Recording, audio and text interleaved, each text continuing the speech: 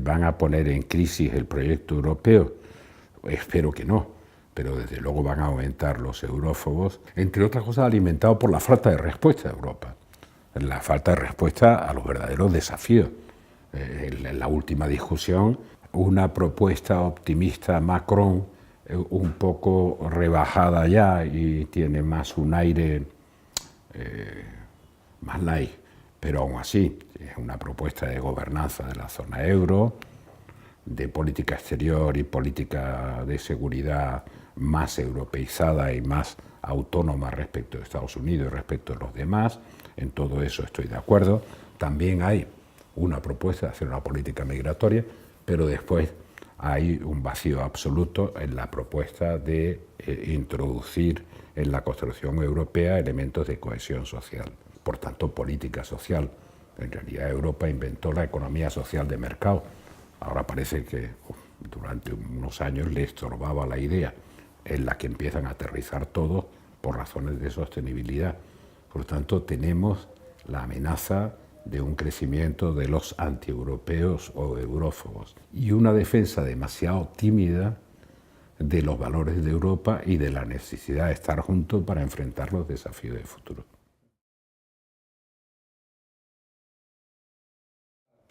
Yo creo que hay que tener una visión muchísimo más claramente optimista de lo que supone una Europa unida para enfrentar todos los desafíos que tenemos por delante, cada país que compone la Unión. Hay que reforzar la parte de los elementos comunes, más que lo intergubernamental, la parte de los elementos comunes de la Unión, en aquello que la Unión puede hacer mejor que cada país miembro. Probablemente hay que descargar la Unión de algunos de los elementos que se han ido acumulando durante años y que hoy probablemente no son necesarios. Se podía pensar que un buen reglamento para todos los países de la Unión en agroalimentación es bastante. Lo que es inconcebible es pensar que vaya a haber funcionarios en Bruselas que apliquen ese reglamento en 27 países. Yo creo que eso se podría devolver y descentralizar. El planteamiento tiene que ser claramente optimista, no como veo que es la mayor parte del planteamiento a la defensiva, y claramente de propuestas que estructuralmente abran ese espacio de reflexión. Lo que tiene que hacer Alemania ya no es lo que dice Merkel que hay que hacer, sino lo que dice su sucesora. Y tiene dos elementos que son delicados.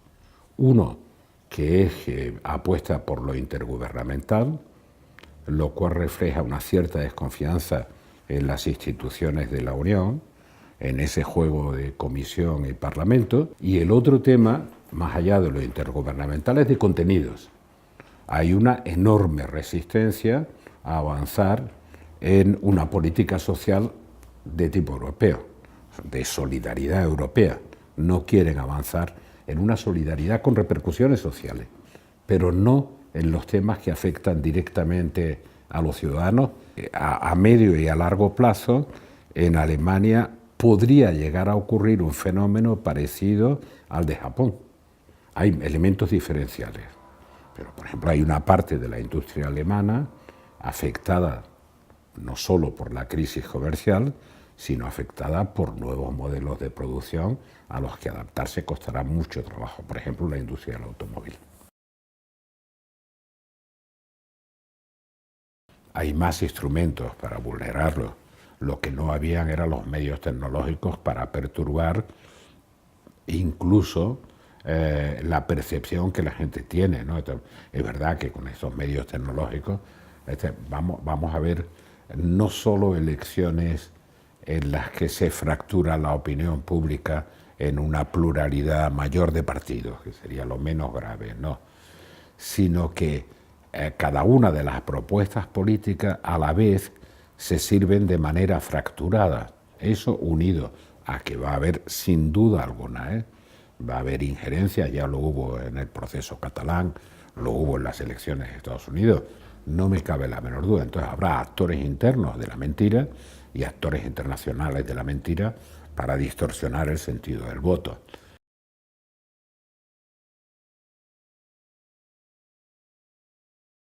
De momento son más poderosos los rusos porque son más opacos. Una parte de la ventaja que tienen los sistemas autoritarios respecto de los sistemas democráticos es que en los sistemas democráticos se sabe todo y muy rápido. Y por tanto tienen mucha más capacidad para calificar y para reaccionar. En los sistemas opacos, cuando te enteras ya pasó. ¿Cuánto sirven ahora los estudios de opinión clásicos que no incluyen eso que llaman la combinación de Big Data, redes sociales? ¿Y cómo afectan a la opinión pública incluso en periodos de tiempo de 3-4 días? Esto de que el voto ya está decidido antes de que empiecen las campañas electorales. Todo esto está sometido a interrogantes que nos llevan a fenómenos tan interesantes como que ahora nos enteramos que nunca pensó Trump que iba a ser presidente de Estados Unidos y de pronto se encuentra con el poder en Estados Unidos. Viéndolo en el contexto europeo, Vox es un fenómeno que en algunos de sus parámetros de comportamiento se parece al populismo que surge en Italia desde hace tiempo y que ahora se consolida en Francia, no sé qué.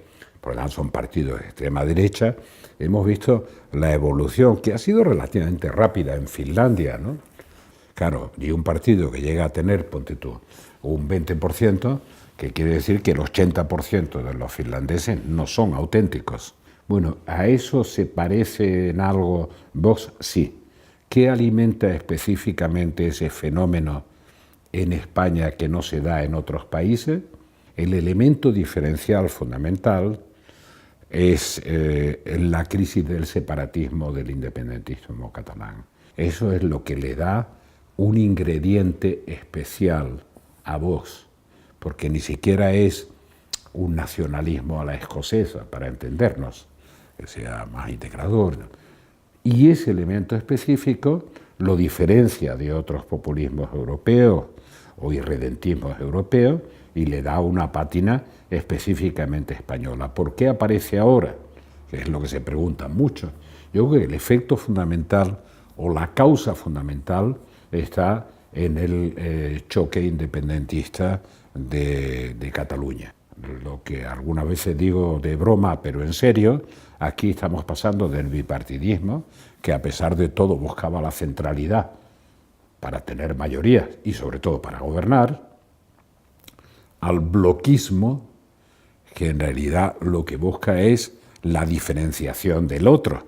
Y para diferenciarse del otro, quien manda no es el centro, sino los extremos. Me preocupa que se rompa cualquier tipo de consenso por el hecho de llamarse consenso.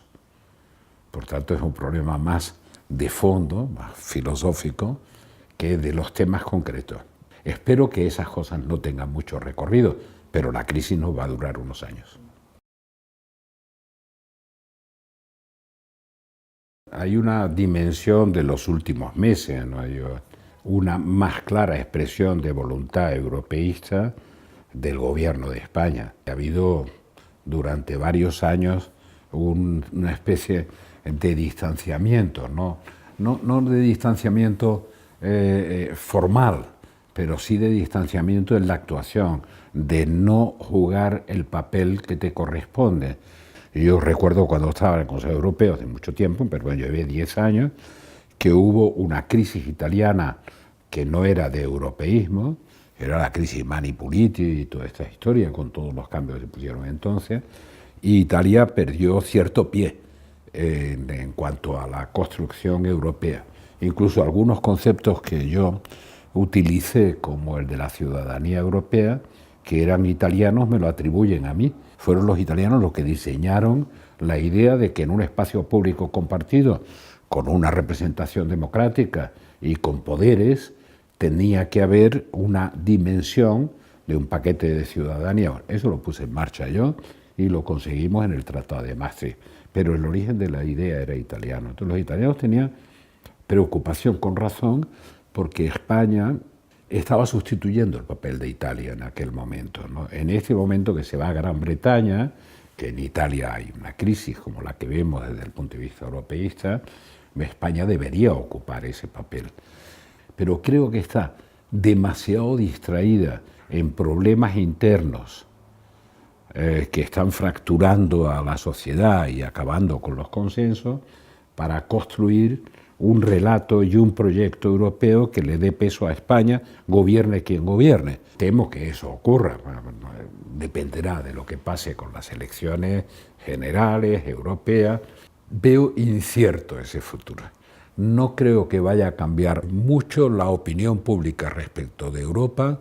Seguirá siendo relativamente más europeísta la opinión pública española que la decadencia que está produciendo en otros países, salvo que haya muchos errores europeos, claro. Hay titulares de prensa que confunden, desde el punto de vista de las posiciones políticas de la gente más responsable de Europa. La crisis se ve como una crisis seria, esperan que haya una respuesta política que no ponga en cuestión el marco constitucional, es decir, que no rompa el marco constitucional. Les preocupa enormemente, cosa que no supieron medir nunca los independentistas, que su propuesta en el fondo lo que hacía era fracturar por percepción europea, por irredentismo nacionalista, lo que era una construcción europea más allá de esa pulsión. Nunca lo supieron medir. Entonces, claro, se encuentran con socios que no son los más recomendables. Por tanto, sí hay una preocupación. No creen seriamente que eso se pueda llegar a producir. Están mucho más lejos de la independencia que de perder el autogobierno.